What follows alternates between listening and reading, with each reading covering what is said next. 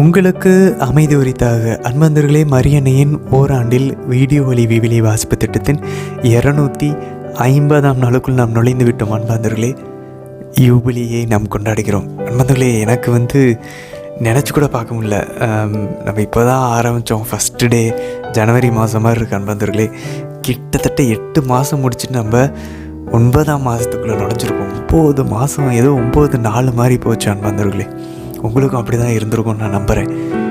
ரொம்ப ஃபாஸ்ட்டாக போச்சு. நிறைய பேர் தொடர்ந்து நம்ம இதில் பயணிச்சிட்ருக்கோம்.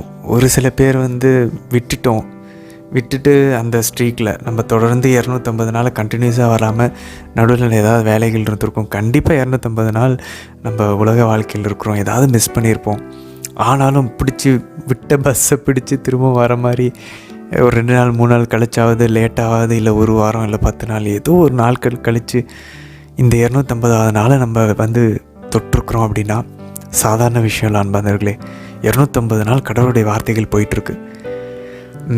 ஆக்சுவலாக நம்ம என்ன பிளான் அப்படின்னாக்கா, 266ஆவது நாள்லேருந்து நம்ம ஒரு 100 நாள் கவுண்ட் டவுன் நம்ம பேக்வேர்ட்ஸில் ஸ்டார்ட் பண்ண ஆரம்பிப்போம். அந்த 266ஆவது நாள் பார்த்திங்கன்னா கரெக்டாக மத்தேயு நற்செய்தியினுடைய கடைசி நாள். ஸோ அதோட மெசியாவினுடைய சந்திப்பு முனை 3வது நற்செய்தி நம்ம முடிச்சிருவோம்.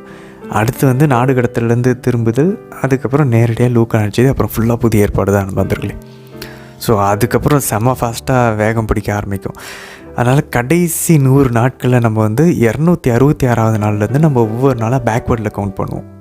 100, 99, 98, கடைசியாக 1வது நாளில் நம்ம முடிப்போம். ஸோ இன்றைக்கி அன்பர்களே, நம்ம கூட சேர்ந்து பயணிக்கிறோம். நம்ம எல்லாம் ஒரே குடும்பமாக பயணிச்சிட்ருக்கோம். நம்ம யாரையும் ஒருத்தர் பார்த்ததில்ல. ஆனால் நம்ம எல்லாருமே கமெண்ட்ஸ் போடுறோம். நம்ம எல்லாருமே பார்க்குறோம். வியூஸ் மட்டும்தான்.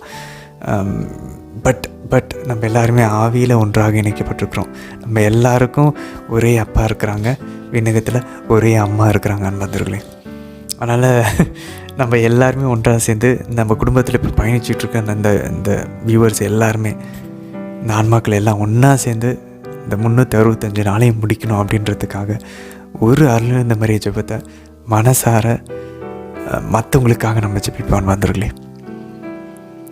அருள் நிறைந்த அன்னை மரியே வாழ்க, ஆண்டவர் உம்முடனே, பெண்களுக்குள்ள ஆசை பெற்றவர் நீரே அம்மா, உம்முடைய திருவயிற்றின் கனியாகி இயேசு கிறிஸ்துவும் ஆசை பெற்றவரே. புனித அன்னை மரியே, இறைவனின் தாயே, பாவிகளாய் இருக்கிற எங்களுக்காக இப்பொழுதும் எங்களை இறப்பின் வேலையிலும் வேண்டிக் கொள்ளும் அம்மா. ஆமேன். அம்மா, எங்களோட பயணிக்கிற எல்லாருடைய துன்பங்கள், கஷ்டங்கள், எல்லாரும் அன்றாட வாழ்க்கையில் பணிகளில் பிஸியாக இருக்காங்கம்மா. அதுக்கு மத்தியில் ஆண்டோட வார்த்தையை கேட்கணும்னு முயற்சி செய்கிறாங்கம்மா. அவங்களுடைய துன்பங்களுக்கு மத்தியில் எப்படியாவது நேரத்தை ஒதுக்கி கொடுத்து அவங்க ஜெபிக்கக்கூடிய உள்ளத்தை அவங்களுக்கு தந்துடணும். இந்த விவிலிய வாசிப்பினுடைய இந்த பகுதியில் அன்றாட முடிக்க அவங்களுக்கு நேரத்தையும் மனதையும் தந்துடணும் அம்மா. நீங்கள் தான் ஆரம்பிச்சிங்க, நீங்கள் தான் கூட்டிகிட்டு வந்தீங்கம்மா எங்களை. நீங்கள் தான் ஒன்று சேர்த்துருக்கீங்க. இதெல்லாம் நாங்கள் நினச்சும் பார்க்கல, நாங்கள் இதை தேர்ந்தெடுக்கல. ஆனால் நாங்கள் பயணிச்சிட்ருக்கோம் ஆண்டவரோட, உங்களோட. அதுக்காக நன்றி செலுத்துகிறோம் அம்மா. இன்னும் ஒரு அருள் இந்த மாதிரி எங்களுடைய குழுவினர்களுக்காக உங்களை கெஞ்சி நாங்கள் ஒப்பு கொடுக்குற விரும்புகிறோம். அன்பாந்தர்களே, உங்களை நாங்கள் கேட்குறோம், நீங்கள் எங்களுக்காக ஜெபித்துக் கொள்ளுங்கள். ஏன்னா நமக்கும் தெரியும், போராட்டங்கள் அந்த சைடு ஆன்மாக்களுக்கு உதவியாக இருக்குன்னா இந்த சைடு சாத்தானுடைய போராட்டங்களும் அதிகமாக இருக்கும். அதனால் நாங்கள் உண்மையிலேயே கடவுளுடைய ஆவியினால் நிரப்பப்பட்டு மாதா எப்பயுமே எங்களுக்குள்ளே இருந்து பேசி அந்த தேவையான ஞானத்தையும் நேரத்தையும் உடல் பலத்தையும் ஆன்மாவில் தெம்பையும் தந்துடல வேண்டி எங்களுக்காக ஒரு ஜெபமாலையை, ஒரு அருள் இந்த மாதிரி ஒப்பு கொடுக்க உங்களை அழைக்கிறோம். அன்பர்களே, அருள் நிறைந்த அன்னை மரியே வாழ்க, ஆண்டவர் உம்முடனே, பெண்களுக்குள்ள ஆசை பெற்றவர் நீரே அம்மா, உம்முடைய திருவயிற்றின் கனியாகி இயேசு கிறிஸ்துவும் ஆசை பெற்றவரே. புனித அன்னை மரியே, இறைவனின் தாயே, பாவிகளாய் இருக்கிற எங்களுக்காக இப்பொழுதும் எங்களை இறப்பின் வேலையிலும் வேண்டிக் கொள்ளும் அம்மா. ஆமேன். அம்மா, நன்றி அம்மா. எங்களை நல்லபடியாக இந்த திட்டத்தில் இவ்வளோ தூரம் பயணித்து கூட்டிகிட்டு வருவதற்காக நன்றி அம்மா. நன்றி ஆண்டவரே, நன்றி அப்பா.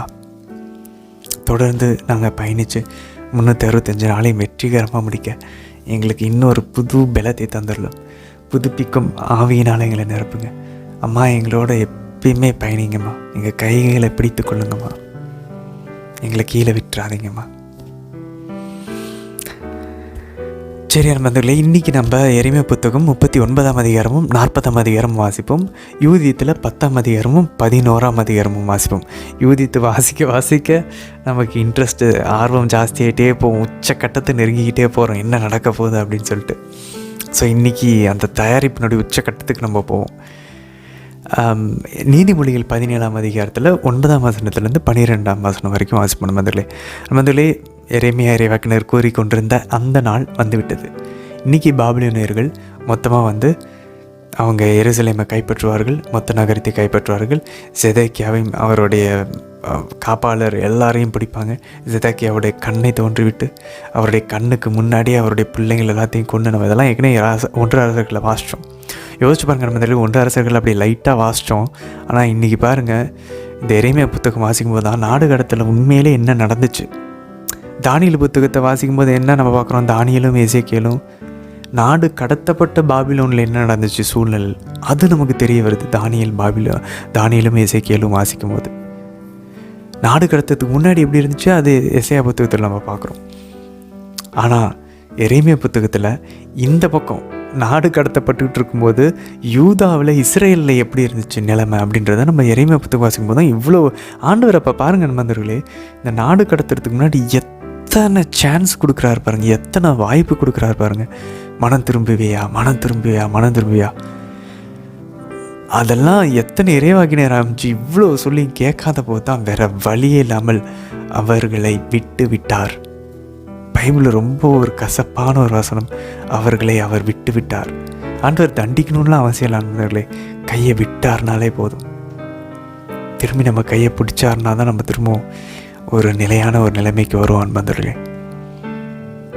ஸோ பாபிலோனியர்கள் எரேமியா கெதலியா அப்படின்ற ஒரு ஆளுநருடைய காவலில் அவருடைய பொறுப்பில் விட்டுட்டு போயிடுறாங்க. ஏன் இன்றைக்கி பாருங்கள், இந்த பாபிலோனியர்கள் கூட எரேமியாவுக்கு அவ்வளோ ஒரு இரக்கம் காட்டுறது நம்ம பார்ப்போம் நண்பர்களே. கெதலியா வழியாக இரக்கம் காட்ட சொல்லி விட்டுட்டு போவாங்க. ஒரு ப்ரீஃபான ஒரு சின்ன ஒரு அமைதியின் காலம் தொடரும். பட் ஆனால் அது ரொம்ப நாள் தொடராது. அதுக்கப்புறம் கெதலியாவை கொண்டுடுவாங்க. நம்ம அது ஏற்கனவே பார்த்தோம், கூலிப்படைகள்லாம் அவரை போட்டு தள்ளிடுவாங்க. சரி, இதெல்லாம் இன்றைக்கி எரேமியா புத்தகத்தில் வாசிப்போம். அந்த நாடு கடத்தல் நடக்க போகுது. யூதித்து புத்தகம் 10ஆம் அதிகாரம். அன்பாந்தர்களே, யூதித்து நேற்று ஜெபிச்சு ரெடி ஆகிட்டாங்க. இன்றைக்கி ஜெபத்தோடு நிற்காது, என்ன பண்ணணும், நம்ம செயலில் காட்டணும். ஸோ யூதித்து இன்றைக்கி செயலில் இறங்குறாங்க. இன்றைக்கி எவ்வளோ பேர்னை சந்திக்கிறதுக்கு அவங்க உலக பிரகாரமாக மேக்கப் போட்டு ரெடியாக வராங்க நண்பர்களே. உடை ஆடை எல்லாம் அப்படியே அலங்காரம்லாம் அணிஞ்சு நண்பர்களே. அவங்கள பார்க்குறவங்க எல்லா ஆண்களும் அவங்கள பார்த்து கண்ணை நவுத்து கூட முடியல நண்பர்களே. பாருங்களேன், எதுக்கு அவங்க மேக்கப் போடுறாங்க? உண்மையிலே எவ்வளோ பேர்னை மயக்கிறதுக்காக மேக்கப் போடுறாங்க. அப்போ பாருங்களேன் நண்பர்களே, மேக்கப்புடைய காரணமே நமக்கு பைபிள் பாருங்கள். அந்த நீதிமொழிகளை வாசித்தோம், நம்ம அதுக்கு முன்னாடியே நம்ம நிறைய இடங்களில் வாசிக்கிறோம். எதுக்கு மேக்கப் போடுறாங்க? ஆக்சுவலாக மேக்கப் போடுறதுனுடைய காரணமே பார்த்தோம் அப்படின்னா மயக்குவதற்காக போடுறாங்க. குறிப்பாக விலை மகளிர்கள் தான் மேக்கப் போடுறாங்க. ஆனால் இன்றைக்கி அது என்ன ஆச்சு, சினிமாவில் மேக்கப் போட்டு அவங்க விலை மகளிர்களை போல் அந்த நடிகைகள் நடந்து அதை இன்றைக்கி நமக்கு நார்மலாக ஆக்கிட்டாங்க. ஸோ இப்போ இருக்கிற எல்லா பெண்களும் வேணுமே மயக்கணுன்றதுக்காக மேக்கப் போடல, அது அவங்களுடைய வாழ்க்கையினுடைய ஒரு இயல்பாகிடுச்சு, உலக போக்காயிடுச்சு, கலாச்சாரம் ஆகிடுச்சு. பட் ஆழத்தில் இன்றைக்கி நமக்கு பைபிள் சுட்டி காட்டுது, மேக்கப்புன்றது தொடக்கத்தில் இருந்தே விபச்சாரர்கள் போடுறது. எதுக்கு வெளி அழகுக்கு ஏன் அவ்வளோ முக்கியத்துவம் யார் கொடுப்பா? விபச்சார தொழிலில் ஈடுபடுறவங்க தான் வெளி அழகுக்கு அவ்வளோ முக்கியத்துவம் கொடுப்பாங்க. மற்றவங்க எல்லாம் மனுஷங்க, அவங்கவுங்க மற்றவங்களை அன்பு செஞ்சுட்டு போயிட்டு இருப்பாங்க. அப்போ பாருங்கள் நண்பர்களே, இது எவ்வளோ ஒரு ஷாக்கிங்கான விஷயத்தை நீங்கள் காட்டு பாருங்கள். ஆனால் யூதித்தினுடைய வெற்றி, அவங்களுடைய உண்மையான அழகு, அவங்க இவ்வளோ நாள் மேக்கப் போடவே இல்லையே, ஆனால் மக்கள் எல்லாம் மதித்தாங்களே. ஏன்? ஏன்னா அவங்களுடைய அழகு அவங்களோட வெளி தோற்றத்தில் இல்லை, அவங்களுடைய குணத்தில் இருந்துச்சு. ஸோ திரும்பவும் நமக்கு இதுதான் பைபிள் சுட்டி காட்டுது அன்பந்தர்களே. ஸோ நம்ம திரும்ப ஒரு தடவை இதெல்லாம் கன்சிடர் பண்ணி யோசிக்கணும் அன்பந்தர்களே. நம்ம உண்மையிலேயே டை அடிக்கணுமா? உண்மையிலேயே நம்ம மேக்கப் போடணுமா? அது ஆண்களுக்கும் சரி பெண்களுக்கும் சரி. ஆண்களுக்குமே வந்து மேக்கப் போட்டு மேக்கப்பில் ஒரிஜினலாக இந்த மாதிரி இல்லை, பட் அவங்களும் அப்படியே ட்ரெஸ் அழகாக போடணும், அப்படியே செமையாக இருக்கணும். இல்லை, புனிதர்கள் அப்படி இல்லவே இல்லை. நம்ம எல்லாருமே புனிதர்களாக வாழ தான் அழைக்கப்பட்டிருக்கோம். அவங்களுடைய ஜெபமும் பரிகாரமும் தான் உண்மையான அலங்காரமாக இருந்துச்சு கடவுளுடைய பார்வையில். மக்களுடைய பார்வையிலும் அதனால தான் தயவு கிடைச்சிது, மரியாதை கிடைச்சிச்சு அன்பர்களே. ஸோ இது வெறும் அவங்களுடைய நடிப்பு மட்டும்தான். ஓலபெர்னை வந்து மயக்குவதற்கான ஒரு நடிப்புக்கு தான் அவங்க பாருங்கள் எல்லாமே பாருங்கள், பொய்க்காக தான், உண்மையிலே அவங்க கிடையாது. அதுக்கப்புறம் அந்த மேக்கப்லாம் கலைச்சிட்டு தான் அவங்க உண்மையாலுமே வாழ்கிறாங்க. நம்ம ஏன் அப்போ மேக்கப் போட்டு பொய்யாக நடிச்சுக்கிட்டு இருக்கணும் மற்றவங்ககிட்ட? உண்மையான அலங்காரம் உள்ளிருந்து வரக்கூடிய நற்பண்புகள், வர்ச்சூஸ், உள்ளம்தான் உண்மையான அழகு. சரி நண்பர்களே, இன்றைக்கி நம்ம இன்றைய தினத்திற்கான வீடியோ வாசிப்பகுதிக்குள்ளே நம்ம ஜெபத்தோடு இணையலாம். தந்தை, மகன், தூய ஆவியாரின் பெயராலே ஆமேன். தந்தையாம் யாவை இறைவனை அழைத்து ஜெபிப்போம். அருள் நிறைந்த அன்னை மரியே வாழ்க, ஆண்டவரும் உடனே, பெண்களுக்குள்ள ஆசை பெற்றவர் நீரே அம்மா. உம்முடைய திருவயிற்றின் கனியாகி இயேசு கிறிஸ்துவும் ஆசை பெற்றவரே. புனித அன்னை மரியே, இறைவனின் தாயே, பாவிகளாய் இருக்கிற எங்களுக்காக இப்பொழுதும் எங்கள் இறப்பின் வேலையிலும் வேண்டிக் கொள்ளும் அம்மா. ஆமேன். ஆண்டவர் இயேசுவை அழைத்து ஜெபிப்போம். அருள் நிறைந்த அன்னை மரியே வாழ்க, ஆண்டவரும் உடனே, பெண்களுக்குள்ள ஆசை பெற்றவர் நீரே அம்மா.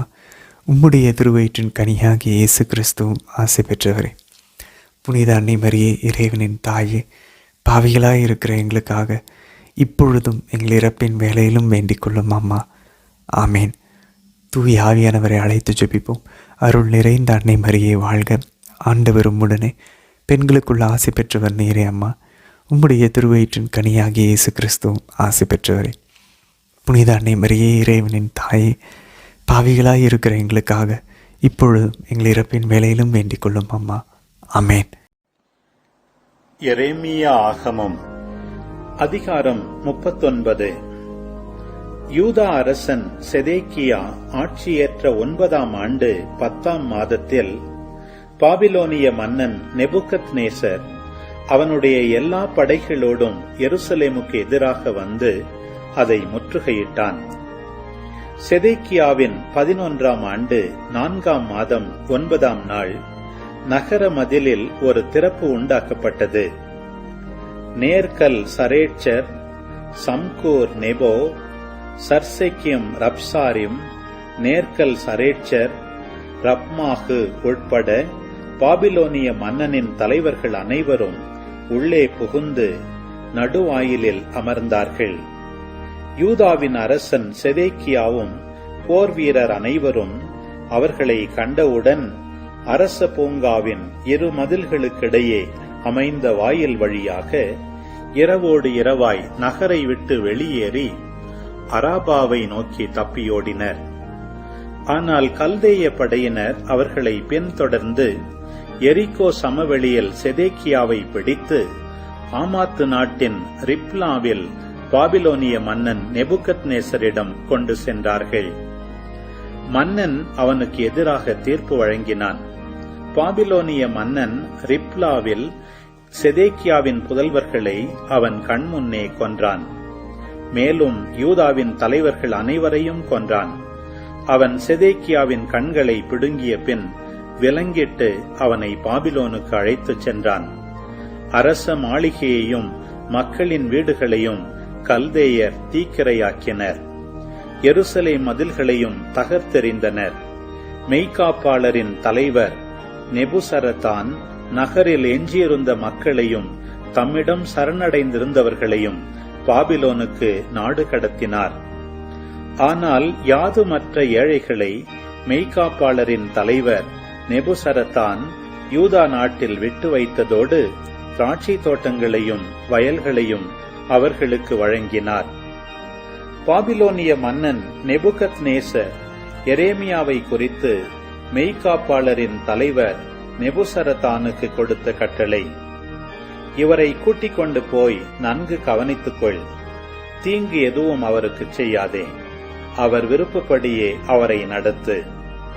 மெய்காப்பாளர் தலைவன் நெபுசரதான், அரசவையோர் தலைவன் நெபுசஸ்பான் ரப்சாரிம், நேர்கல் சரேட்சர் ரப்மாகு உள்பட பாபிலோனிய மன்னனின் தலைவர்கள் அனைவரும் ஆள் அனுப்பி காவல் கூடத்தினின்று எரேமியாவை கூட்டி வந்தனர். வீட்டுக்கு அவரை அழைத்துச் செல்லும்படி சாப்பானின் பேரனும் அஹீகாமின் மகனுமான கெதலியாவிடம் அவரை ஒப்படைத்தனர். எனவே அவர் மக்களிடையே வாழ்ந்து வந்தார். எரேமியா காவல் கூடத்தில் இன்னும் அடைப்பட்டிருக்கையில் ஆண்டவரின் வாக்கு அவருக்கு அருளப்பட்டது. நீ போய் எத்தியோப்பியரான எபேதுமெலேக்கிடம் சொல், இஸ்ரவேலின் கடவுளாகிய படைகளின் ஆண்டவர் இவ்வாறு கூறுகிறார், இந்நகருக்கு எதிராக நான் கூறியிருந்தவற்றை நிறைவேற்றுவேன். நன்மையை அல்ல தீமையையே வருவிப்பேன். அந்நாளில் இவை உன் கண்முன்பாகவே நிகழும். ஆயினும் அந்நாளில் நான் உன்னை விடுவிப்பேன் என்கிறார் ஆண்டவர். நீ யாரை குறித்து அஞ்சுகிறாயோ அம்மனிதர்களிடம் நீ கையளிக்கப்பட மாட்டாய். நான் உறுதியாக உன்னை உயிரோடு காப்பாற்றுவேன். நீ வாளால் மடிய மாட்டாய். உன் உயிரே உனது கொள்ளை பொருளாய் அமையும். ஏனெனில் நீ என்னில் நம்பிக்கை வைத்துள்ளாய் என்கிறார் ஆண்டவர். எரேமியா ஆகமம் அதிகாரம் 40. எருசலேமினின்றும் யூதாவினின்றும் விலங்கிடப்பட்டு நாடு கடத்தப்பட்டோராய் பாபிலோனுக்கு சென்று கொண்டிருந்த மக்களிடையே எரேமியாவும் விலங்கிடப்பட்டிருந்ததை கண்ட மெய்காப்பாளரின் தலைவர் நெபுசரத்தான் அவரை ராமாவில் விடுதலை செய்தார். அதன்பின் ஆண்டவரிடமிருந்து எரேமியாவுக்கு வாக்கு அருளப்பட்டது.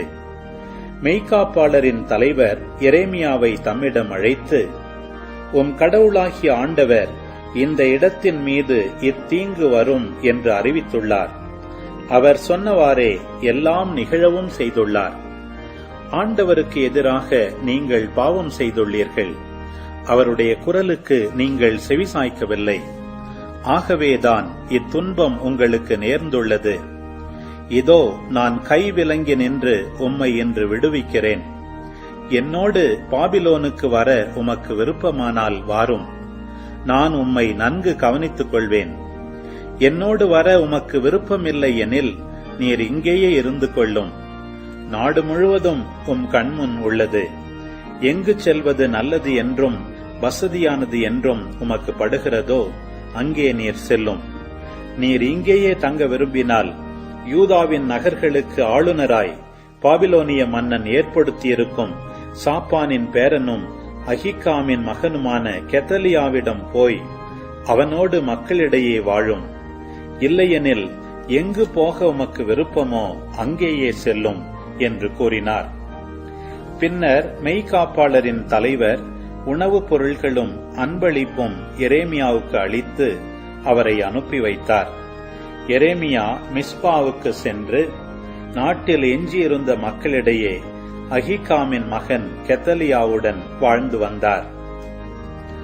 அஹீகாம் மகன் கெதலியாவை பாபிலோனிய மன்னன் ஆளுநராக ஏற்படுத்தியிருக்கிறான் என்றும், பாபிலோனுக்கு நாடு கடத்தப்படாத ஏழைகளான ஆண் பெண் சிறுவர்களை அவரது பொறுப்பில் விட்டுள்ளான் என்றும், நாட்டில் ஆங்காங்கே இருந்த படைத்தலைவர்கள் எல்லாரும் அவர்களுடைய ஆள்களும் கேள்வியுற்றனர். அவர்களுள் நெத்தனியாவின் மகன் இஸ்மயேலும், காரையாகின் புதல்வர் யோகனானும் யோனத்தானும், தன்குமேத்தின் மகன் செராயாவும், நெட்ரோபாவை சார்ந்த ஏப்பாயின் புதல்வரும், மாக்காவின் மகன் யாசனியாவும் அவர்களுடைய ஆள்களும் மிஸ்பாவிலிருந்த கெதலியாவிடம் சென்றார்கள். அவர்களுடைய ஆள்களிடமும் சாப்பானின் பேரனும் அஹீகாமின் மகனுமான கெதலியா ஆணையிட்டு, கல்தேயருக்கு அடிபணிய நீங்கள் தயங்க வேண்டாம். இந்நாட்டில் தங்கி வாழுங்கள்.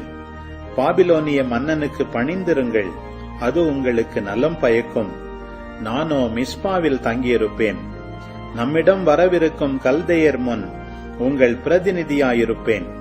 நீங்கள் போய் திராட்சைரசம், பழங்கள், எண்ணெய் முதலியவற்றை சேகரித்து பாத்திரங்களில் வையுங்கள். நீங்கள் கைப்பற்றியுள்ள நகர்களில் குடியிருங்கள் என்று சொன்னார். இதே போன்று மோவாபிலும் அம்மோனியரிடையிலும் ஏதோமிலும் மற்ற நகர்களிலும் வாழ்ந்து வந்த யூதா நாட்டினர் அனைவரும் பாபிலோனிய மன்னன் யூதாவில் சிலரை விட்டு வைத்துள்ளான் என்றும், சாப்பானின் பேரனும் அகீகாமின் மகனுமான கெத்தலியாவை அவர்களின் ஆளுநராக ஏற்படுத்தியுள்ளான் என்றும் அறிய வந்தார்கள். அப்பொழுது யூதா நாட்டினர் அனைவரும் தாங்கள் விரட்டி அடிக்கப்பட்டிருந்த எல்லா இடங்களினின்றும் தங்கள் சொந்த நாட்டுக்கே திரும்பி வந்து மிஸ்பாவிலிருந்த கெத்தலியாவிடம் சேர்ந்து கொண்டார்கள். அங்கு திராட்சை ரசமும் பழங்களும் மிகுதியாய் சேர்த்து வைத்தார்கள்.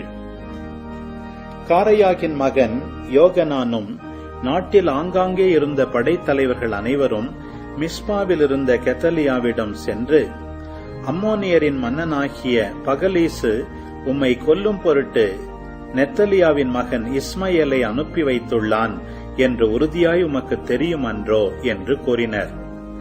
ஆனால் அகீகாமின் மகன் கெத்தலியா அவர்களை நம்பவில்லை. பின்னர் காரையாகின் மகன் யோகனான் மிஸ்பாவில் கெத்தலியாவிடம் தனியாகச் சென்று, நான் போய் நெத்தனியாவின் மகன் இஸ்மயேலை கொல்ல எனக்கு அனுமதி கொடும். அது யாருக்கும் தெரிய வராது. உம்மை ஏன் அவன் கொலை செய்ய வேண்டும்? அதனால் உம் பொறுப்பில் கூடி வாழும் யூதா நாட்டினர் அனைவரும் சிதறிப் போவார்கள். யூதாவின் எஞ்சினோரும் அழிவார்களே என்று சொன்னான். அகீகாமின் மகன் கெத்தலியாவோ காரையாகின் மகன் யோகனானை நோக்கி, நீ இச்செயலை செய்யாதே, ஏனெனில் இஸ்மயேலை பற்றி நீ கூறுவது பொய் என்றார். யூதித்து ஆகமம் அதிகாரம் 10. இஸ்ராயேலின் கடவுளை நோக்கி யூதித்து கூக்குரல் இடுவதை நிறுத்தி தம் மன்றாட்டை முடித்துக் கொண்டார். தாம் விழுந்து கிடந்த இடத்திலிருந்து எழுந்தார். தம் பணிப்பெண்ணை அழைத்தார். தாம் ஓய்வு நாள்களிலும் திருநாள்களிலும் தங்கி வந்த வீட்டுக்கு இறங்கிச் சென்றார். தாம் அணிந்திருந்த சாக்கு உடையை அகற்றினார். கைம்பெண்ணுக்குரிய ஆடைகளை களைந்தார். நீராடி விலையுயர்ந்த நறுமண எண்ணெய் பூசி வாரி முடித்து தலை மீது மணிமுடியை வைத்துக் கொண்டார். தம் கணவர் மனாசே உயிரோடு இருந்தபோது தாம் உடுத்தியிருந்த பகட்டான ஆடைகளை அணிந்து கொண்டார். தம்மை காணும் ஆண்கள் அனைவருடைய கவனத்தையும் ஈர்க்கும் வண்ணம் காலில் மிதியடி அணிந்தார். சிலம்பு, கைவளை, மோதிரம், காதணி போன்ற தம் அணிகலன்கள் அனைத்தையும் அணிந்து தம்மை பெரிதும் அழகுபடுத்திக் கொண்டார். தம் பணிப்பெண்ணிடம் திராட்சை ரசம் நிறைந்த தோல் பையையும் எண்ணெய் அடங்கிய குப்பியையும் கொடுத்தார். வறுத்த தானியம், உலர்ந்த பழங்கள், நல்ல அப்பங்கள் ஆகியவற்றை ஒரு பையிலிட்டு நிறைத்தார். அவை அனைத்தையும் சேர்த்து கட்டி தூக்கி கொண்டு வருமாறு அவளிடம் கொடுத்தார். அவர்கள் இருவரும் பெத்தூலியா நகர வாயிலை நோக்கிச் சென்றார்கள். அங்கு ஊசியாவும் நகர மூப்பர்களான காபிரியும் கார்மியும் நின்று கொண்டிருக்க கண்டார்கள். இவர்கள் யூதித்தின் முகத் தோற்றம் வேறுபட்டிருப்பதையும் வழக்கத்திற்கு மாறாக ஆடை அணிந்திருப்பதையும் கண்டார்கள். அவரது அழகை கண்டு மிகவும் வியந்து, எங்கள் மூதாதையரின் கடவுள் உன்மீது அருள் பொழிவாராக, இஸ்ராயேல் மக்களின் மாட்சியும் எருசலேமின் மேன்மையும் விளங்க உன் திட்டங்களை நிறைவேற்றுவாராக என்று வாழ்த்தினார்கள். யூதித்து கடவுளை தொழுத பின் அவர்களிடம், நகர வாயிலை எனக்கு திறந்து விடுமாறு கட்டளையிடுங்கள். நீங்கள் என்னிடம் கூறியவற்றை நிறைவேற்ற நான் வெளியே செல்வேன் என்று வேண்டினார். அவர் கேட்டுக்கொண்டபடி அவருக்கு வாயிலை திறந்து விடுமாறு மூப்பர்கள் இளைஞர்களுக்கு கட்டளையிட்டார்கள். இளைஞர்களும் அவ்வாறே செய்தார்கள். யூதித்து வெளியே செல்ல அவருடைய பணிப்பெண்ணும் அவரோடு சென்றாள். மலையிலிருந்து கீழே இறங்கி பள்ளத்தாக்கை கடக்கும் வரை நகர மாந்தர் அவரையே பார்த்து கொண்டிருந்தனர். அதன் பின் அவரை அவர்களால் காண முடியவில்லை. பெண்கள் இருவரும் பள்ளத்தாக்கில் நேரே சென்று கொண்டிருந்தார்கள். அப்பொழுது அசீரியர்களின் சுற்று காவல் படை யூதித்தை எதிர்கொண்டது.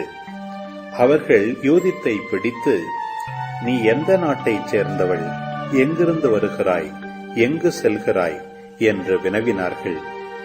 அதற்கு அவர், நான் ஓர் எபிரேய பெண், ஆனால் எபிரேயர்களிடமிருந்து தப்பி ஓடிக்கொண்டிருக்கிறேன். ஏனெனில் அவர்கள் உங்களுக்கு இரையாகப் போகிறார்கள்.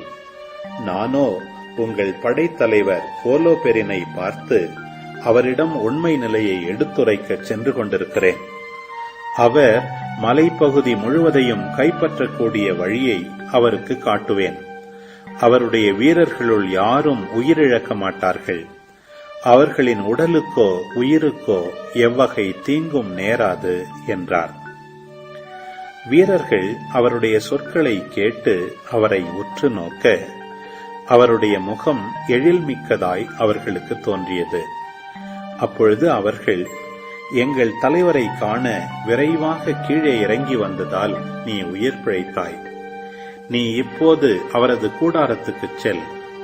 எங்களுள் சிலர் உன்னை அழைத்துச் சென்று அவரிடம் ஒப்படைப்பர். நீ அவர் முன் நிற்கும்போது அஞ்சாதே. நீ எங்களிடம் சொன்னதையே அவரிடம் தெரிவி. அவர் உன்னை நல்ல முறையில் நடத்துவார் என்றார்கள்.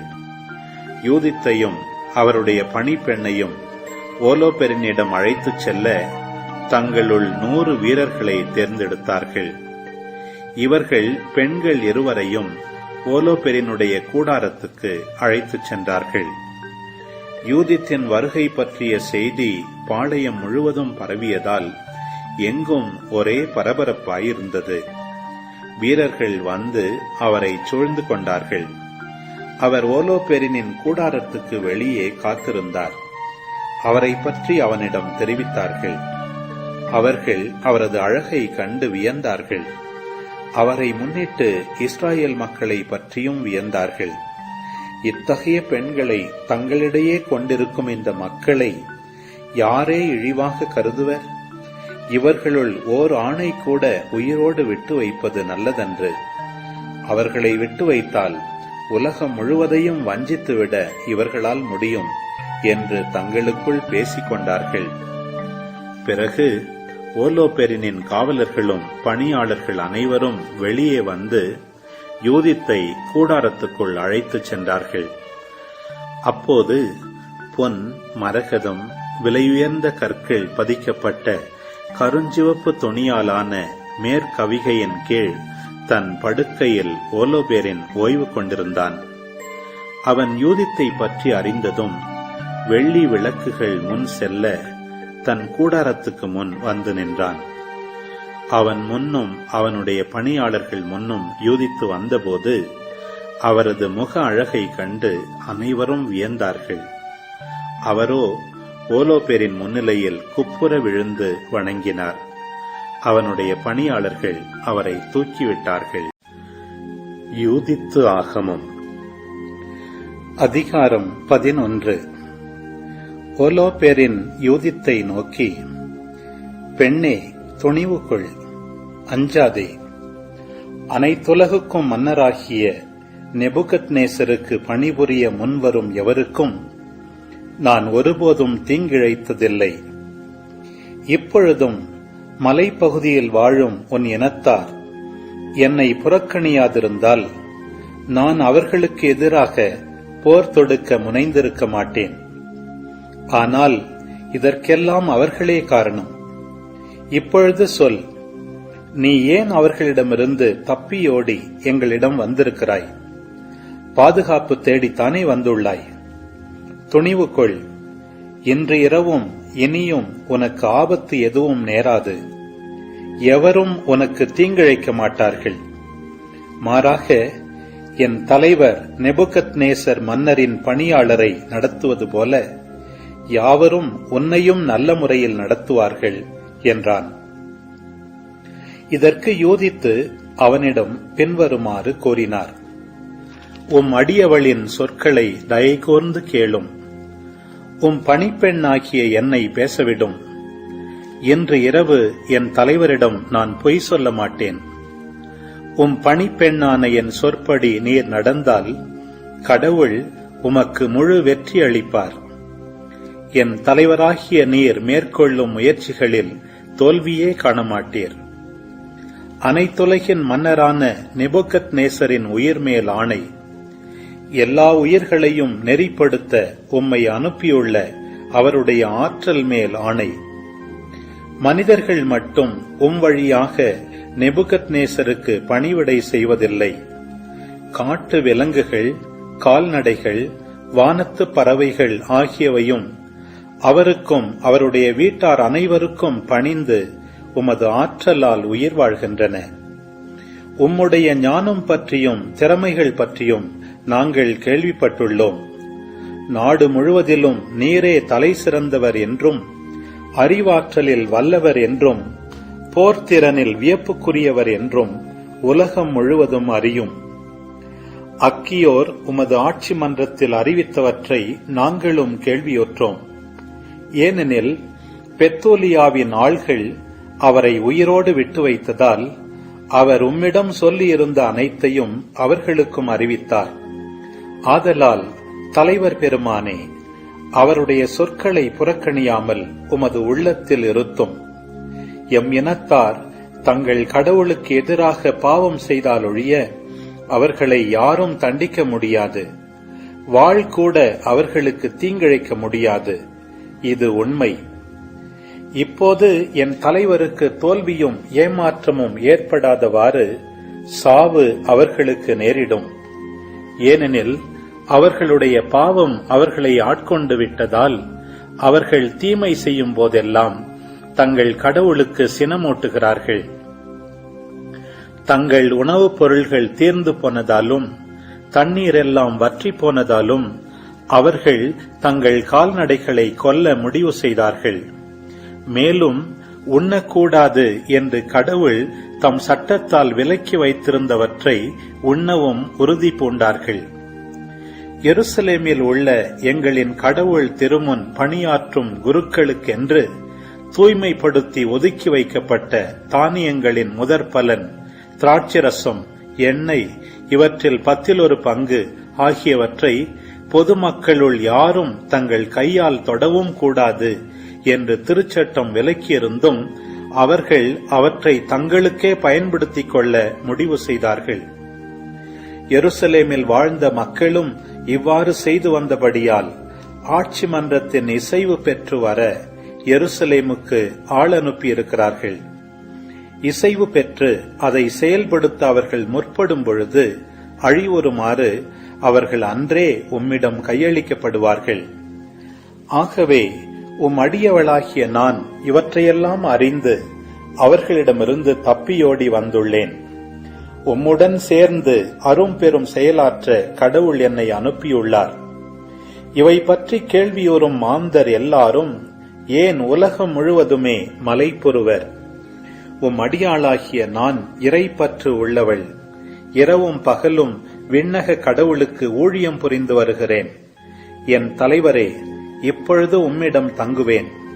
ஆனால் இரவுதோறும் பள்ளத்தாக்குக்கு சென்று கடவுளை மன்றாடுவேன். இஸ்ராயேலர் பாவம் செய்யும் போது அவர் எனக்கு அறிவிப்பார். நான் வந்து அதை உமக்கு அறிவிப்பேன்.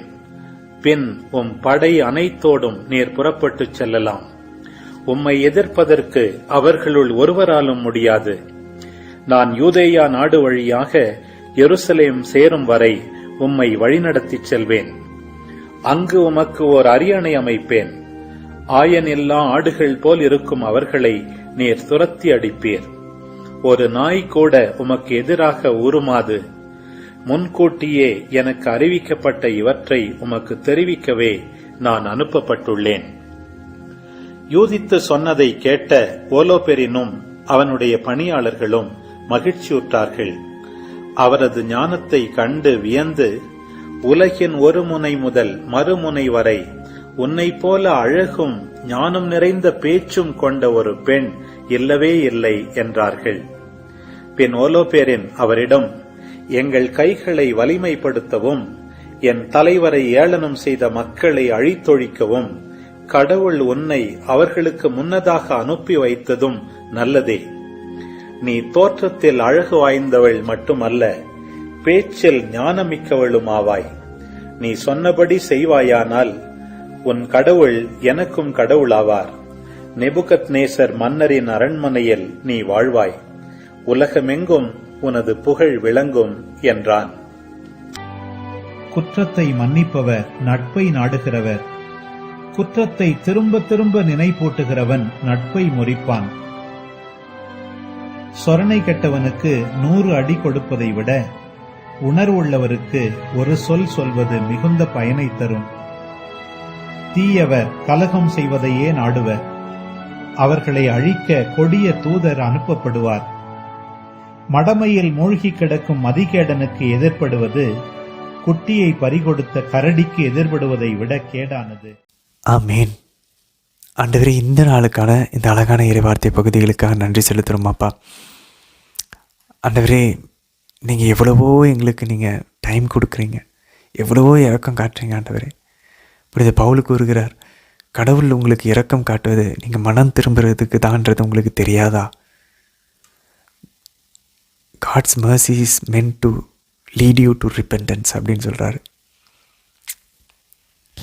ஆண்டவரே, நீங்கள் எங்களுக்கு காட்டக்கூடிய இரக்கத்தை நாங்கள் எங்களுடைய ஒரு அடையாளமாக அதை நாங்கள் கண்டு கொண்டு மனம் திரும்ப எங்களுக்கு அருள் தர மாட்டோம். எங்களுடைய சிந்தனைகள் மாறட்டும். யூதித்தை போல நாங்கள் ஜெபத்திலும் தபத்திலும் ஒருத்தல் முயற்சியிலும் ஒரு தவ வாழ்க்கை ஏசட்டிக்கல் லைஃப் நாங்கள் வாழ ஆரம்பிக்கணும். ஆண்டவரே, நாங்கள் ஒருத்தரும் இந்த விவிலிய திட்டத்தில் இணைஞ்சிருக்கிற ஒருத்தரும் ஒரு தவ வாழ்க்கையை வாழ ஆரம்பித்தோன்னா எங்களை சுற்றி இருக்கிற எல்லா மக்களையும் உங்களிடம் கொண்டு வருவோம் அப்பா. நாங்களும் மீட்கப்படுவோம், எங்கள் குடும்பத்தினர்களும் நண்பர்களும் எங்கள் கூட தொடர்பு வர எல்லாரும் மீட்கப்படுவாங்க அப்பா. அம்மா, இந்த 250 நாள் நீங்கள் எங்களை வழி நடத்தி கூட்டிகிட்டு வந்திருக்கீங்க. எங்களுக்கான ஒரு பெரிய திட்டத்தை வச்சுருக்கீங்கம்மா. இந்த 365 நாள் முடிஞ்சதுக்கப்புறம் இனி தொடர்ந்து பைபிளை வாசிப்போம், ஜெபமாலைகள் ஜெபிப்போம். எங்களை ஒரு அப்போஸ்தலர்களாக எங்களை நீங்கள் தேர்ந்தெடுத்துருக்கிறீங்கம்மா. இதை வாசிச்சுட்டு இதை நாங்கள் புரிஞ்சுட்டு எங்களுக்குள்ளே இதை நாங்கள் வச்சுக்காம எங்களை நீங்கள் அனுப்புகிறீங்க. We are send. நாங்கள் அப்போஸ்தலர்களாக அனுப்பப்படுகிறோம். எங்கள் குடும்பங்களுக்கு, எங்களுடைய பிள்ளைங்களுக்கு, எங்களுடைய கணவர், எங்களுடைய மனைவி, எங்களுடைய அம்மா அப்பா, எங்களுடைய நண்பர்கள், எங்களுடைய பக்கத்து வீட்டுக்காரவங்க, எங்களோட வேலை செய்கிறவங்க, எங்களுடைய தெருவில் இருக்கிறவங்க, கடைக்காரவங்க, எல்லாருக்கிட்டேயும் நாங்கள் தொடர்பில் வர எல்லார்களுக்கும் நாங்கள் ஒரு இறைவாக்கினராக, ஒரு குருவாக, ஒரு அரசராக, திருப்பொழிவு செய்யப்பட்ட அருள் பொழிவு செய்யப்பட்டவர்களாக சென்று கடவுளுடைய நற்செய்தி அறிவிக்க வார்த்தைகளையும் வாழ்க்கையிலையும் எங்களை நீங்கள் அழைச்சிருக்கீங்கம்மா.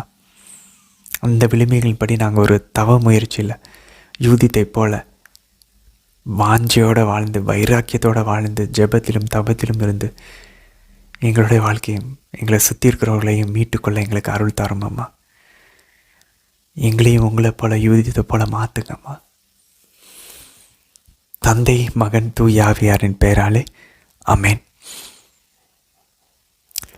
மதுரை இன்றைய தினத்தில் பாருங்கள், இன்றைக்கி எரிமை புத்தகத்தில் நமக்கு விளக்கம் கொடுக்கறதுக்கு அந்தளவுக்கு ரொம்ப முக்கியமான அன்பந்தர்களே. ஏன்னா எல்லாமே நம்ம ஏற்கனவே 1 அரசர்கள் 2 அரசர்களில் படித்தது தான். அதில் ஒரே ஒரு முக்கியமான ஒரு விஷயம் மட்டும் பாருங்கள். 39ஆம் அதிகாரம் 7ஆம் வசனத்தில், இவரை கூட்டிக் கொண்டு போய் நன்கு கவனித்து கொள்ளுங்கள், தீங்கு எதுவும் அவருக்கு செய்யாதே, அவர் விருப்பப்படியே அவரை நடத்து. அன்பர்களே, எதிரிகள் கண்ணில் கூட எரேமியாவுக்கு தயவு கிடைக்குது. ஏன்னா எரேமியா ஏற்கனவே கடவுளிடமிருந்து தயவை பெற்றிருந்தார். He has found favour with God. Daniel பாருங்கள், அதே எதிரியின் நேபுகத்நேசருடைய கண்ணில் அவருக்கும் தயவு கிடைச்சிச்சு. அன்பர்களே, யாரெல்லாம் ஒரு நாளைக்கு 3 வேளை ஜெபிக்கிறாங்களோ கடவுளோட உறவில் இருக்காங்க. சும்மாலாம் ஜெபிக்க முடியாது அன்பர்களே. உண்மையிலே எல்லாத்தையும் தூக்கி போட்டு கடவுள் தான் எனக்கு முக்கியம் நினச்சாதான் 3 வேளை 4 வேளை ஜெபிக்க முடியும், இல்லைலாம் ஜெபிக்க முடியாது. அப்போ அப்படி ஜெபிக்கிறவங்க பாருங்கள், எதிரிகள் கூட அவங்கள இரக்கம் காட்டுறாங்க. ஜெபத்தின் வல்லமையை நம்ம தெரிஞ்சுக்கலாம் அதில் இருந்து அன்பர்களே. சரி, யூதித்து புத்தகத்துக்குள்ளே போகும் பாருங்கள். 11ஆம் அதிகாரம் 2ஆம் வசனம். இப்பொழுது அவர் சொல்கிறார் பாருங்க, அந்த ஓலவன், இப்பொழுது மலைப்பகுதியில் வாழும் உன் இனத்தார் என்னை புறக்கணியாது இருந்திருந்தால் நான் அவர்களுக்கு எதிராக போர் தொடுத்திருக்க முனைந்திருக்க மாட்டேன். ஆனால் இதற்கெல்லாம் அவர்களே காரணம். அதில் இன்ட்ரெஸ்டிங்காக இருக்குது பாருங்களேன், ரொம்ப சுவாரஸ்யமாக இருக்குது. எல்லாரும் அவரோட சமரசம் செஞ்சுக்கிட்டார், விட்டுட்டான். ஓலபர்ன் நேபுகத்நேசருக்கு அடிபணிஞ்சான், வழிபட்டான், விட்டுட்டான். ஆனால் அவரை எதிர்த்து நின்னா போர் புரியிறான். ஆவிக்குரிய வகையில் இதை எப்படி பார்க்குறது அன்பார்ந்தவர்களே? பாருங்கள், வனத்து தந்தையர்கள் சொல்லுவாங்க, டெசர்ட் ஃபாதர்ஸ், அவங்கள தான் சாத்தா வந்து இந்த 7 ஆவிகளும் சேர்ந்து செம்மையாக துன்புறுத்துவாங்களாம். இப்படி இந்த பாதிரி பியோ போட்டு அடிக்கிறாங்க. அன்பார்ந்தவர்களே, ஏன் பாவம் செய்கிறவனுக்குலாம் இந்த துன்பமே வர மாட்டேங்குது? ஏன்னா அவன் ஆல்ரெடி நெபுகத்நேசரை வணங்கிட்டு இருக்கிறான். அவன் ஆல்ரெடி ஓலோபர்னுக்கு அவன் வந்து அவனோட சமரசம் செஞ்சிட்டான். சாத்தானுடைய பிடியில் ஏற்கனவே இருக்கிறவர்களை சாத்தான் போர் தொடுக்க மாட்டான். ஜெபமாலையை கையில் எடுத்து பாருங்கள், அடுத்த நாளே வீட்டில் சண்டை வரும், அடுத்த நாளே உடம்புட்டு சரியில்லாமல் போகும், அடுத்த நாளே ஏதாவது ஒரு வேலை வரும், ஒரு 3-4 நாள் ஜெபிக்க முடியாத அளவுக்கு ஏதாவது ஒரு பிரச்சனை வரும். ஏன்னா இந்த மலைப்பகுதியில் வாழக்கூடிய இந்த மக்கள் மட்டும் எதிர்த்து நின்னாங்க. அவங்களுக்கு எதிராக தான் போர் கொடுப்பான். நம்ம மட்டும்தான் எதிர்த்து நிற்கிறோம். இவன் தான் புதுசாக ஜெபிக்கிறான், போடு இவனுக்கு ஒரு அடி, அப்படி தான் போடுவான் அன்பார்ந்தவர்களே. ஆனால் அதுக்கு நம்ம நிறுத்திடக்கூடாது, தொடரணும். தொடர்ந்தால் நம்ம ஒவ்வொரு அருளிந்த முறையிலையும் அவனுக்கு அடி போடுறோன்னு அர்த்தம். விட்டுறக்கூடாது அன்பார்ந்தவர்களே. 20-23 பாருங்கள். யூதித்து சொன்னதை கேட்ட ஓலோபர்னும் அவனுடைய பணியாளர்களும் மகிழ்ச்சி விட்டார்கள். அடோ பாவிங்களா, இதை தானடா அன்னைக்கு வந்து அந்த அக்கியோர் வந்து சொன்னார். அக்கியோர்ன்ற அந்த அமோனியர் சொன்னப்போ இதே தான் சொன்னார். அவங்க பாவம் செஞ்சாங்கன்னா அவங்கள நீங்கள் தோக்கடிச்சிடலாம், இல்லைன்னா அவங்க கடவுளை அவங்கள வந்து காப்பாற்றுவார். இதே தான் யூதித்து சொல்கிறாங்க. ஆனால் யூதித்து சொன்னால் மகிழ்ச்சி விடுறாங்க. அது வெளியில் இருக்கிற அழகு இல்லை அன்பார்ந்தவர்களே. இதே அழகோடு இருந்துட்டு ஜெபிக்காமல் வந்து பாருங்கள், இவன் என்ன இப்படி சொல்கிறா அப்படின்னு சொல்லி இவங்கள போட்டு இவங்களை வந்து பலாத்காரம் பண்ணி இவங்களை காலி பண்ணியிருப்பாங்க அன்பார்ந்தவர்களே. ஜெபத்தோடு போனாங்க. அழகு அவங்கள வந்து வீழ்ச்சி உருவதற்காக பயன்பட்டது. ஜெபம் இல்லாமல் அந்த அழகோடு போங்க, அந்த அழகு யூதித்தை வீழ்த்தியிருக்கும் அன்பார்ந்தவர்களே, மறந்து விட வேண்டாம். இதே மேக்கப்போடு போட்டு போங்க, இந்நேரம் ஓலோபர்னஸ் அவங்கள போட்டு காலி பண்ணியிருப்பு, அவங்கள வந்து கற்பழிப்பு செஞ்சு அவங்கள கொன்னிருப்பான். ஜெபத்தோடு அந்த அழகு போங்க, அந்த அழகு அவனுடைய வீழ்ச்சிக்கு காரணமாக அமைஞ்சது. இதெல்லாம் நமக்கு பைபிளில் படிக்கும்போது நம்ம கரெக்டாக புரிஞ்சுக்கணும் அன்பார்ந்தவர்களே. இல்லைன்னா நம்ம அழகுனால மயங்கி மகிழ்ச்சி விட்றான்னு நினச்சிப்போம். இல்லை, பின்னாடி அருள் வேலை செஞ்சுக்கிட்டு இருக்கு. அழகு மட்டும் இல்லை, அழகோட அருள் இல்லை, அழகு தன்னுடைய வீழ்ச்சிக்கு காரணமாகிவிடும். அதுக்கப்புறம் பாருங்கள், அதில் இன்னொரு அதில் தொடருது பாருங்கள். அவரது ஞானத்தை கண்டு வியந்தது. பாருங்கள், ஞானம் இருக்குது அங்கே, அதனால தான் அழகு அங்கே வந்து கூட சேர்ந்து வேலை செய்யுது. உலகின் ஒரு முனையிலும் மறுமுனையிலும் உன்னை போல அழகும் ஞானமும் நிறைந்த பேச்சு கொண்ட ஒரு பெண் இல்லவே இல்லை என்றார்கள்.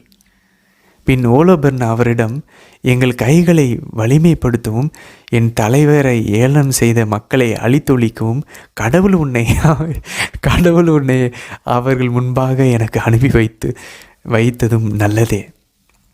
அன்பார்ந்தவர்களே, அந்த அந்த அந்த அழகோடு சேர்ந்து அந்த அருளும் அவனோட மயக்கி என்னென்னலாம் பேசிக்கிட்டு இருக்கான்றதே அவனுக்கே புரியல பாருங்கள். ஓலோபர்னுக்கு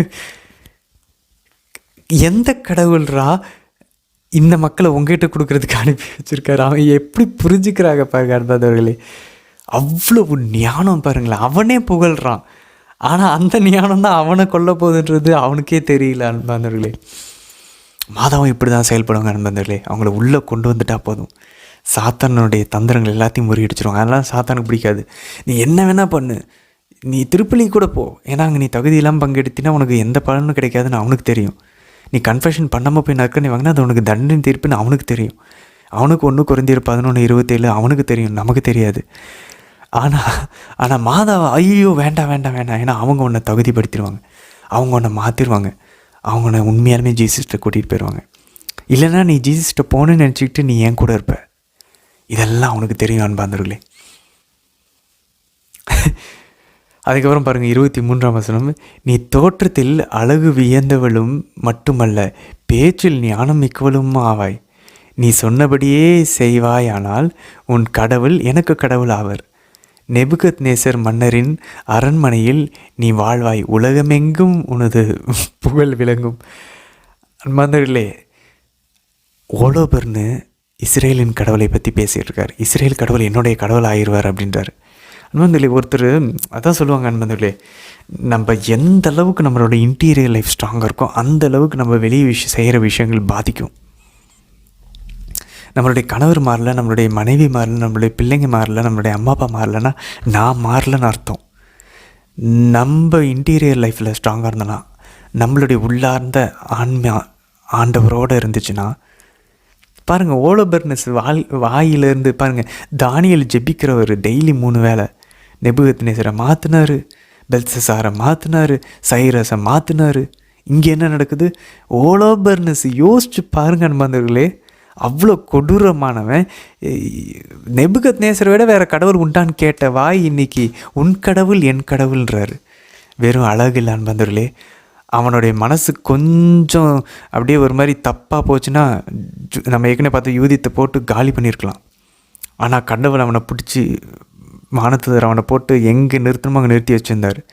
அவங்களுடைய ஞானத்தில் மயங்கி, அவங்க சொன்ன வார்த்தைகளை மயங்கி, அவன் பாட்டுக்கும் உங்கள் கடவுளை ஏன் கடவுள்ன்றான், உங்கள் கடவுள் தான் என்னை அனுப்பிச்சான்றது, உங்கள் கடவுளை என்னை அனுப்பிச்சி விட்டாருன்றாரு.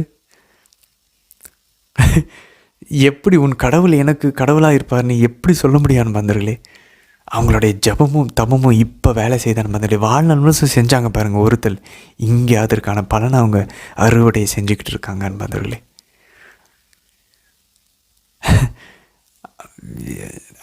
இதை நம்ம எப்படி சொல்கிறது, எப்படி புரிஞ்சுக்கிறதுனே தெரில. ஸோ வெளி அழகுகள் எல்லாரும் பந்தர்களே இன்டர்னல் பியூட்டியில் இருக்குது. மாதாவுடைய அழகு இது, மாதாவுடைய ஸ்ட்ரென்த் இது, அவங்களுடைய தாழ்ச்சி. யூதித்துக்கும் அதே தான். சும்மா நம்ம வீட்டில் ஓலோபர்னுகள் நிறைய பேர் இருப்பாங்க நண்பர்களே. அது நம்ம கணவனுக்குள்ளே இருக்கலாம், நம்ம மனைவிக்குள்ளே இருக்கலாம், அம்மா அப்பாக்குள்ளே இருக்கலாம், நம்ம சகோதரிகள் கூட இருக்கலாம், சகோதரர்கள் கூட இருக்கலாம், நண்பர்கள். எத்தனை ஓலோபர்ன்ஸ் என்ன வச்சுக்கோங்க. கூடாரத்துக்குள்ளே மாதாவை கூட்டிகிட்டு வாங்க.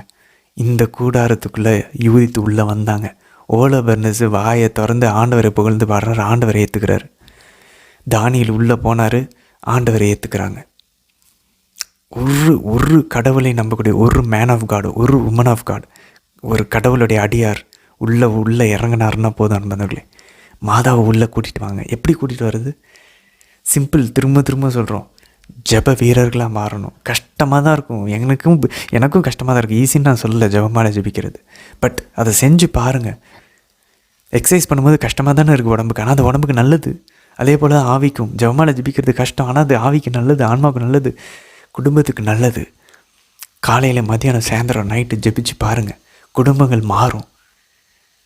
எல்லா ஓலோபர்னும் கடவுளை அறிக்கையிட ஆரம்பிப்பாங்க. கோயிலுக்கே வராமல் மருந்து பிடிச்சிருக்கோங்க, கோயிலுக்கு வர ஆரம்பிப்பாங்க. மனமாற்றங்கள் நடக்க ஆரம்பிக்க வந்தங்களே. டேக் மை வேர்ட், என்னுடைய வார்த்தையை எடுத்துக்கோங்க. என்னுடைய வாழ்க்கையிலையும் பார்த்துட்ருக்கேன், மற்றவங்களுடைய வாழ்க்கையும் பார்த்துட்ருக்கேன் நண்பர்களே.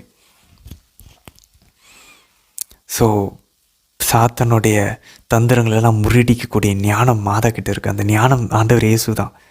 அது ஆண்டவர் இயேசுவே மாதா தான் வச்சுருக்காங்க. யூதித்துக்கே இவ்வளோ ஞானம்னா மாதா அந்த ஞானத்தின் ஊற்றும் துவக்கமாக இருக்கக்கூடிய கடவுளையே மாதா கொண்டு இருந்தாங்க. மாதா கிட்ட எவ்வளோ ஞானம் இருக்கும். சரி, இன்னைக்கு நீதிமொழிகள் பாருங்கள் நண்பர்களே. 17ஆம் அதிகாரம் 9ஆம் வசனம். குற்றத்தை மன்னிப்பவர் நட்பை நாடுகிறவர், குற்றத்தை திரும்ப திரும்ப நினைவூட்டுகிறவரோ நட்பை முறியடிப்பான். நண்பர்களே, நிறைய பேருக்கு இது, குறிப்பாக பெண்களுக்கு இது நிறையா, ஆண்களுக்கு கூட மறந்துட்டு போயிடுவாங்க. ஆனால் பெண்களுக்கு அந்த மறக்கவே முடியாது. அந்த ஒருத்தவங்க கஷ்டப்படுத்திட்டாங்கன்னா அது பெண்களுடைய இயல்பாக இருக்குது. அதனால் ஆண்டவர்கிட்ட அந்த காயங்களை ஒப்பு கொடுத்தா தான் இந்த மாறும் நண்பர்களே. திரும்ப திரும்ப திரும்ப நினைப்பத்துக்கிட்டே இருந்தாலும் ஒருத்தர் செஞ்ச கஷ்டம், அவங்க செஞ்சது தப்பு தான், இல்லைன்னு சொல்லலை. ஆனால் அதை நம்ம நினச்சிக்கிட்டு இருக்க அது நம்மை தான் பாதிக்குது. உடலிலும் பாதிக்குது, ஆன்மாவிலும் பாதிக்குது. கடவுள்கிட்ட நெருங்க முடியல ஆன்மாவில், உடலில் அது நமக்கு இதய நோய்களும் நம்மளை சோர்வடைய வைக்குது. அதனால் உறவுகளில் நம்ம அந்த ஊண்டு இருக்க வரைக்கும், அந்த காயம் இருக்க வரைக்கும், அந்த காயங்களை எங்கேயாவது டச் பண்ணால் அதில் நம்ம ரியாக்ட் பண்ணுவோம். அந்த காயத்தை கடவுள்கிட்ட கொடுத்து பார்ப்போமே. ஜெபத்தில் ஆண்டவர் செஞ்ச நன்மைகளை யோசிச்சு, ஆண்டவர் நம்மளை இவ்வளோ மன்னிச்சிருக்காரு. கடவுளுடைய பார்வையில் நம்ம பொறுத்த வரைக்கும் நம்ம எப்பயுமே நீதிமான்களாக தான் தெரியும். நானும் ஒன்று அவங்கள மாதிரிலாம் தப்பு பண்ணலையே, அவங்க அந்தளவுக்கு பண்ணாங்க, நான் சின்ன சின்ன தப்பு பண்ணுறேன் இல்லைன்னு சொல்லலை. ஆனால் அவங்கள மாதிரிலாம் நான் பண்ணல, அவங்க எவ்வளோ மோசமாக துரோகமாக நமக்கு நினச்சிடுறாங்க அப்படின்னு யோசிப்பான் வந்துடுறேன். ஆனால் கடவுளுடைய பார்வையில் அவருடைய பரிசுத்தத்தை கம்பேர் பண்ணும்போது நம்ம செஞ்சதும் பயங்கரமான துரோகம் தான். ஆனால் ஆண்டவர் அதை மேலோட்டமாக பார்த்துட்டு மன்னிச்சுட்டு போகிறாரு. அப்போது அவர் நம்மளுடைய குற்றங்களை மன்னிப்பது போல நாமும் பிற குற்றங்களை மன்னிப்போன்னு சொல்லி ஒவ்வொரு முறையும் பரலோகத்தில் பிதாவை ஜெபத்தில் ஜெபிக்கிறோம். ஸோ லெட்ஸ் மரிய குரட்டை எடுத்துக்கும். சிஸ்டர் அருளாளரான ராணி மரியாவை எடுத்துக்கும். மத்திய பிரதேஷில் குத்தி கொல்லப்பட்டாங்களே, அவங்க இந்தியாவினுடைய ஒரு மரிய குரட்டி ராணி மரியா, சிஸ்டர் ராணி மரியா, அவங்களுடைய வாழ்க்கையை எடுத்துக்கும். நாமும் மன்னிக்க முயற்சிப்போம். செஞ்ச தப்பை குற்றத்தை திரும்பவும் நினைவுபடுத்த வேண்டாம். அவங்கள மன்னித்து ஏற்றுக்கும். என்ன என் கடவுள் இவ்வளோ இறக்கம் காட்டார், நான் உனக்கு காட்ட மாட்டேன். வாழ்நாள் ஃபுல்லாக என்னை நீ கொன்னே போட்டாலும் சரி, எனக்கு நீ 10 லட்சம் ஏமாற்றிட்டு போனாலும் சரி, என்னோடய குடும்பத்தாரை நீ கொண்டு போட்டாலும் சரி, நான் உன்னை மன்னிப்பேன். அதுதான் என்னுடைய கிறிஸ்தவ வாழ்வின் அழைப்பு. ஜீசஸ் அவரை கொண்டவங்கள மன்னிச்சார், அவரை துன்புறுத்தவங்களை மன்னிச்சார், அவரை பின்பற்றின புனிதர்கள் மன்னிச்சாங்க. மரிய குரட்டி ராணி மரியா சிஸ்டர் மன்னிச்சாங்க. நானும் மன்னிப்பேன். புனித ஜான் பால் II மன்னிச்சார் அவரை சுட்டவங்களை, நானும் மன்னிப்பேன். ஏன்னா நான் நிறைய மன்னிப்பு பெற்றிருக்கிறேன். அந்த உணர்வுக்கு வரணும். நம்ம எவ்வளோ மன்னிப்பு பெற்றிருக்கிறோன்னு ஜெபத்தில் இருந்தால் தான் தெரியும் அன்பார்ந்தவர்களே. சரி அன்பார்ந்தவர்களே, தொடர்ந்து பயணிக்கலாம். 250 நாள் முடிச்சிட்டோம். நாளையிலேருந்து அடுத்த யூபிலி நாளை நோக்கி நம்ம ஓடுவோம். நாளைய தினத்திற்கான வீடியோவில் சந்திக்கலாம். ஆமேன்.